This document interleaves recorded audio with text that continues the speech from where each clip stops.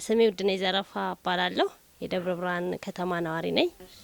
ጸደይ ስሙ ከመቀየሩ በፊት አብቅተ በሚለው 11 አመት በፊት ጀምሮ ደንበኞች ነን።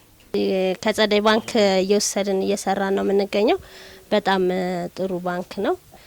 ጸደይ ባንክ በጣም አግዞናል፣ መሰረትና እርሾ ሆኖናል።